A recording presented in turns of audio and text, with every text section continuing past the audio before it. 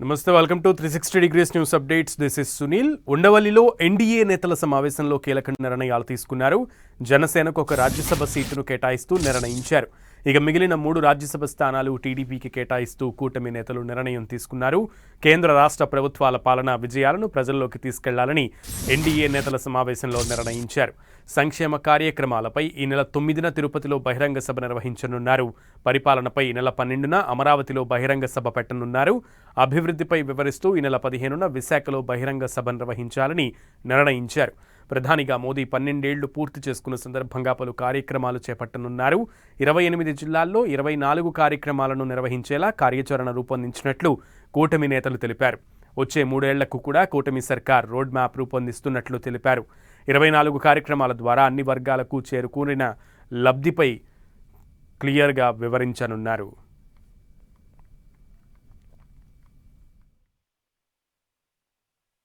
ఈ 2 సంవత్సరాలు ఎన్డీఏ అభివృద్ధి చేసినటువంటి దాని మీద డిస్కషన్ జరిగింది.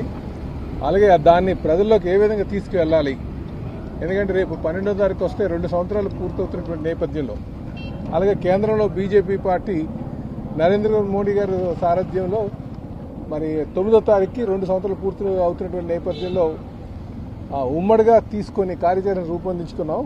దాన్ని ప్రజల్లోకి తీసుకువెళ్ళాలి అని చెప్పి నిర్ణయం తీసుకున్నామని చెప్పి ఈ సందర్భంగా తెలియజేస్తున్నాం. అలాగే ఇందులో 3 పార్టీలు కూడా రేపు 9వ తారీఖున తిరుపతిలో వెల్ఫేర్ మీద, అలాగే 12వ తారీఖున అమరావతిలో గవర్నెన్స్ మీద, 15వ తారీఖున విశాఖపట్నంలో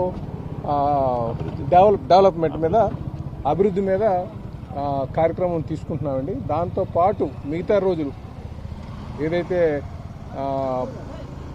13వ తారీఖున 16, 17, 18, 19, 20 తారీఖున డిస్ట్రిక్ట్ లెవెల్లో అటు మంత్రులు, ఎమ్మెల్యేస్, శాసనసభ్యులు అందరూ కలిపి ఈ అభివృద్ధి కార్యక్రమాన్ని తీసుకెళ్తామని చెప్పి తెలియజేస్తున్నామండి. 9వ తారీఖు నుంచి 20వ తారీఖు వరకు ఈ జరబోయే కార్యక్రమాల్లో భాగంగా 3 బహిరంగ సభలు, ఈ 3 సభలు కూడా నిర్వహించడమే కాకుండా వివిధ జిల్లాల్లో జిల్లా కార్యక్రమాల తర్వాత నియోజకవర్గ స్థాయిలో కూడా కూటమిలో పాల్గొన్న మా 3 పార్టీలు కూడా కలిసికట్టుగా క్షేత్రస్థాయిలో పర్యటించి దాదాపు 24 కార్యక్రమాలు, 24 మాసాల్లో మేము అందించిన అనేక అభివృద్ధి సంక్షేమ కార్యక్రమాలు 24 కార్యక్రమాలు కూడా 28 జిల్లాల్లో ఈ కార్యక్రమాలు నిర్వహించే విధంగా గౌరవ ముఖ్యమంత్రి గారు ఒక కార్యాచరణ రూపొందించమని చెప్పడం జరిగింది. అది త్వరలోనే మీకు ప్రకటిస్తామని ఈ సందర్భంగా తెలుపుతూ, ప్రపంచవ్యాప్తంగా ఏ విధంగా ఇవాళ భారతదేశం యొక్క గౌరవం పెరిగింది అనే విషయాన్ని కూడా ఈ యొక్క సందర్భంగా హైలైట్ చేయాలని చెప్పి అనుకుంటున్నాం. గౌరవ ముఖ్యమంత్రి గారు ఈ కార్యక్రమాన్ని ఈ విధంగా డివైడ్ చేయాలి. 9వ తారీఖు ఆయన ప్రమాణ స్వీకారం చేసిన రోజు కాబట్టి ఆ రోజు ప్రారంభిద్దామన్నారు.